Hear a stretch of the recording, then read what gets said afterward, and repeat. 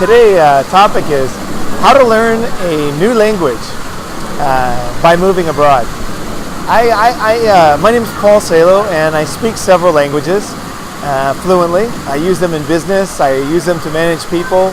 I use them to talk my way out of situations. I use them to negotiate. I use them for my romantic relationships.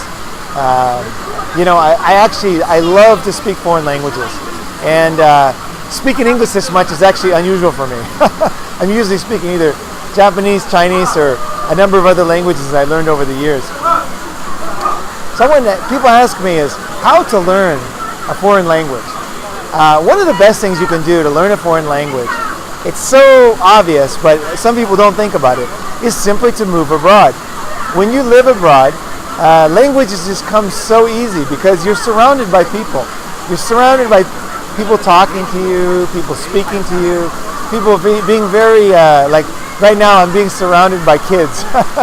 So, these kids will come up to me and they'll talk to me, they'll talk to me very natural.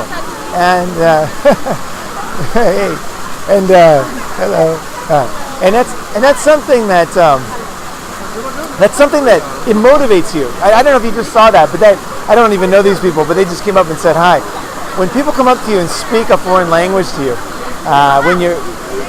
it's motivating to you. Like I remember when I was in high school and I used to take Spanish lessons, and I was never motivated. In fact, I was so not motivated that I actually didn't think I was good at languages. I don't know if you can believe that, but I thought I was terrible at languages until I actually lived overseas.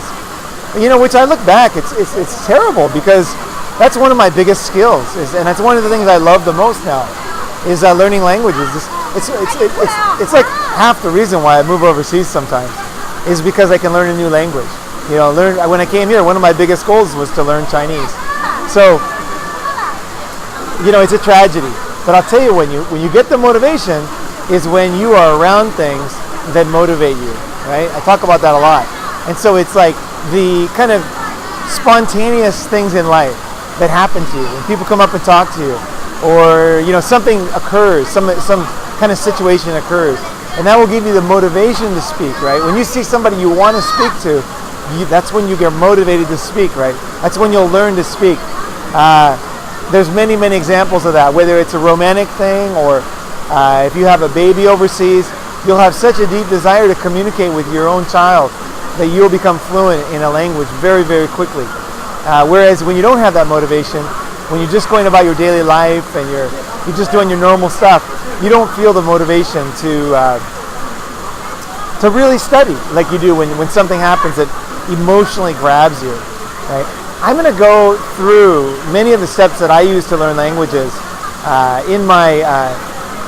in this course, very short, and I'll have later a full-on course, how to get fluent in a language in a year and a half, any language at any age.